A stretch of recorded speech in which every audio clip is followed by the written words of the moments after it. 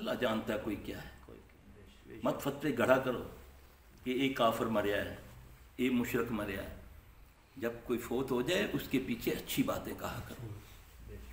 یاد رکھنا میت کے اوپر بری بات مت کرو. مردہ نہلانے والے کو حکم ہے نبی صلی اللہ علیہ وسلم کا کہ وہ جب مردے کو نہلائے تو اس کا اگر کوئی عیب دیکھے تو باہر آ کر کسی کو نہ بتائے. اعوذ باللہ من الشیطان الرجیم بسم اللہ الرحمن الرحیم وَإِن يَمْسَسْكَ اللَّهُ بِضُرٍّ فَلَا كَاشِفَ لَهُ إِلَّا هُوَ وَإِن يُرِدْكَ بِخَيْرٍ فَلَا رَادَّ لِفَضْلِهِ يصيب به من يشاء من عباده وهو الغفور الرحيم. باہر آ کر کہتے ہیں یار پتہ نہیں یہ مسلمان بھی سے کہ نہیں، انہیں وال بدے ہوئے سے نہیں تھے. نعوذ باللہ بدبخت، پتہ نہیں اس کو کیا مسئلہ تھا. کیوں عیب بتاتا ہے اس کے؟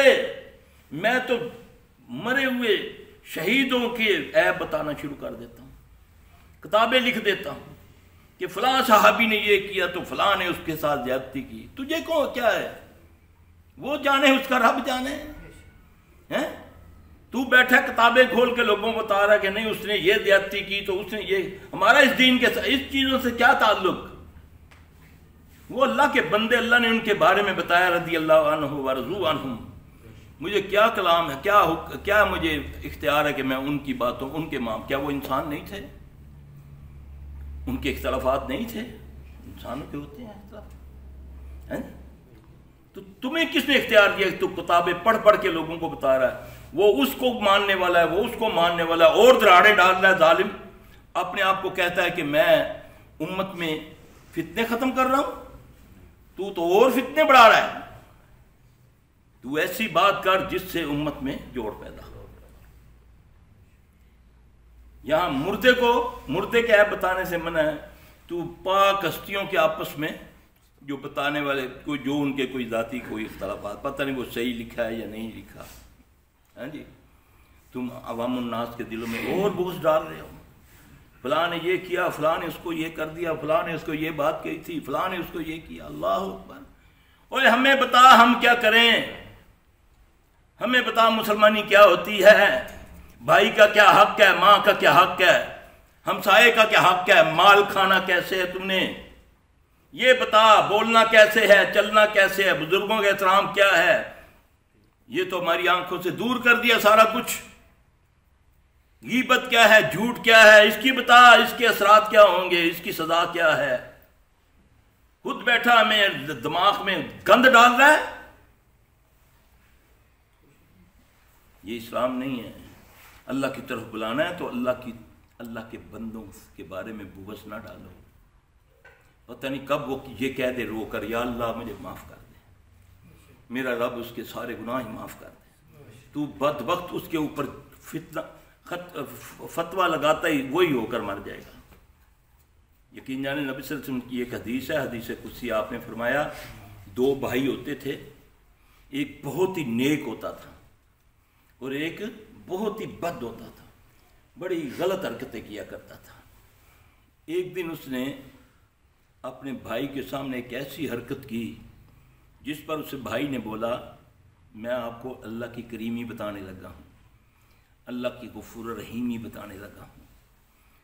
وہ ساری زندگی گناہ گار، اٹا ہوا گناہوں سے، وہ ساری زندگی نیک عمال کرتا. ایک دن اس سے کوئی ایسا عمل ہوا کہ بھائی کہنے لگا اللہ کی قسم تو دوزخ میں جائے گا.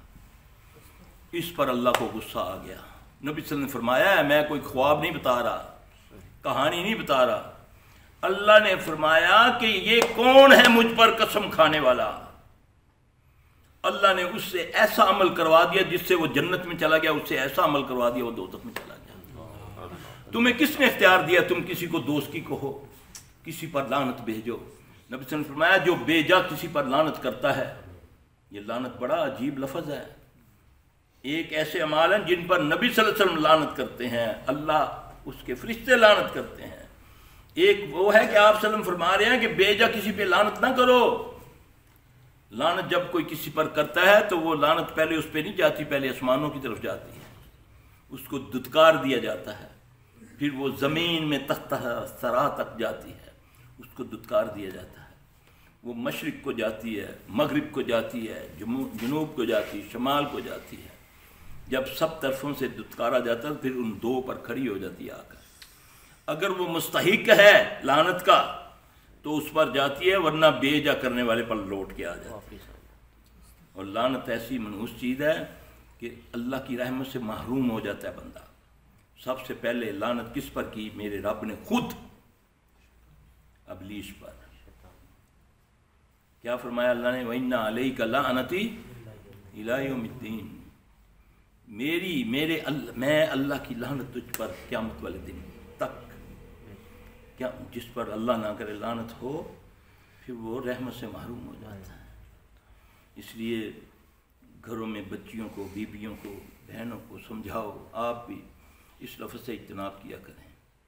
گھروں میں بیٹیوں کو کہتی ہیں، باپ کو کہتی ہے لعنتی نیا پوتریا، یعنی کہ سسر کو بول دیا. ہم سنتے ہیں نا ایسے، یا لعنتی نیا پترا گالتے سن، یا لعنت پوی. یہ اتنا حساس معاملہ ہے. ایک صحابی اپنی اہلیہ کو کہتے میرے دوست نے آنا ہے تو ذرا میں آؤں گا منڈی سے، تو ذرا اس کو اچھے طریقے سے لونڈی کو بیچ کے بٹھانا. جب وہ آئے تو اس کا دوست باہر کھڑا تھا. اس کو غصہ آیا اہلیہ پر کہ یہ آیا ہوگا، اس نے دروازہ کھٹکھٹایا ہوگا لیکن اس نے نہیں اندر بٹھایا. جا کر بیوی اس سے پوچھتا تم کب آیا؟ کہتا میں آیا تھا. تو کھڑا کیوں ہے باہر؟ کہتا میں اندر بیٹھا تھا تو تمہاری اہلیہ نا لونڈی سے ذرا جھگڑ رہی تھی تو اس نے لونڈی پر لعنت کی، تو میں باہر آ گیا کہیں اب لعنت نے آنا ہی آنا، یہ نہ ہو کہ میں اس میں نہ آ جاؤں. ہم نے اس کو معمولی جانا ہوا ہے. جب آیا منہ سے نکال دیا. پھر اس کے اثرات دیکھو، اس کے اثرات دیکھو تمہاری زمین پر پڑ رہے ہیں، تمہارے موسموں پر، تمہاری زمینوں پر، تمہارے اناج پر، تمہارے گھروں میں، تمہاری دہلیزوں میں، تمہارے پودوں میں. کیوں کہ لفظ اثرات رکھتے ہیں. آپ کی ایک بیوی دوسری بیوی کو کہتی ہے نا کہ وہ دیکھو چھوٹے قد والی. نبی صلی اللہ علیہ وسلم فرمایا اگر تمہارے یہ لفظ میں 7 سمندروں میں ڈال دوں وہ بھی زہر بن جائیں. لفظ اثر رکھتے ہیں. منہ سے سوچ کے نکالا کرو. بڑے برے انجام دیکھتا ہوں، اللہ ہمیں بچانا. میں نے بڑے بڑے کو دیکھا ایسے کرنے والے ایسے. ایک دن آیا یقین جانے پیشاب پیتے اپنا پخانہ کھاتے میں نے دیکھا اپنی آنکھوں سے، منہ پر ملتے دیکھا.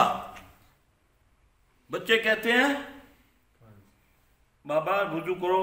اچھا وضو کرو، پیشاب کر دیا. بچوں نے پکڑا، دھویا، جان نماز پر اٹھایا. اچھا نماز پڑھو. 5 وقت کا نمازی، اللہ اس کی مغفرت کرے. جان بوجھ کے پخانہ نکال دیا، جان نماز پر گھوم کے اس کو پھیلا دیا.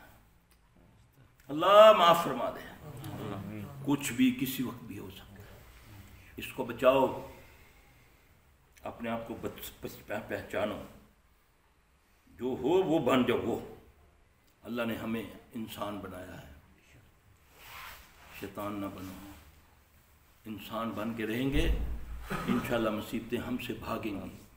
اللہ کا ذکر زبانوں سے ہوگا تو انشاءاللہ العزیز شیطان کا ذکر نہ کیا کرو.